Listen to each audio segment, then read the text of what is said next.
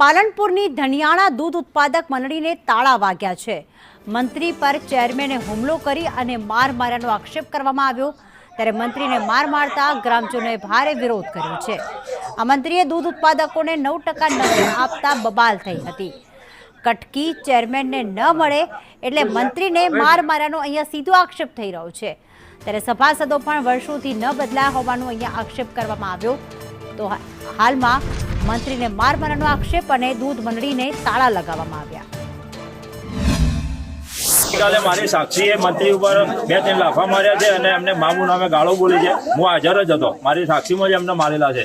આટલા વર્ષોથી મંડળી ચાલે ને એકના એક સભાસદો આટલા વર્ષોથી સી એ સભાસદો સભ્યો હોય ને મંડળીના એકે બદલાતા નહીં। બીજા બધા બદલોય, પટેલોના બદલોય, બીજી કોમના બધા સભ્યો બદલોય, બાકી એ કોમના સભ્યો આજ તારીખ સુધી બદલાતા નહીં।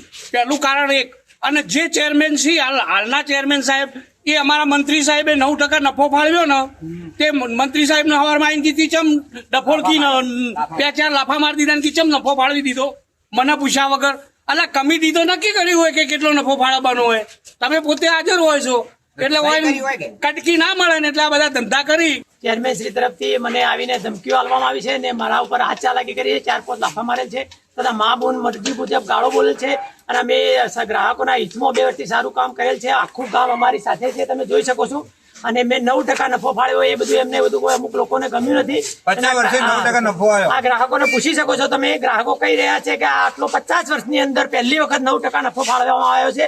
આટલા દિવસ ગ્રાહકોએ 5%, 6% ઉપર કોઈ કશું 1 રૂપિયો પણ ભાડ્યો નથી અને મેં સારું ગ્રાહકોના હિતમાં કામ કરેલું હોય છતાં અમારી ઉપર 4-5 લાફા મારેલ છે, જાનથી મારી નાખવાની ધમકી આલેલ છે। એટલે અમે આ ગામને વિનંતી કરીએ છીએ કે મને જો કદાચ કાલ ચડી કઈ સેશન મારા ઉપર કોઈ હાથ ઉપાડશે તો આ સંપૂર્ણ જવાબદારી જે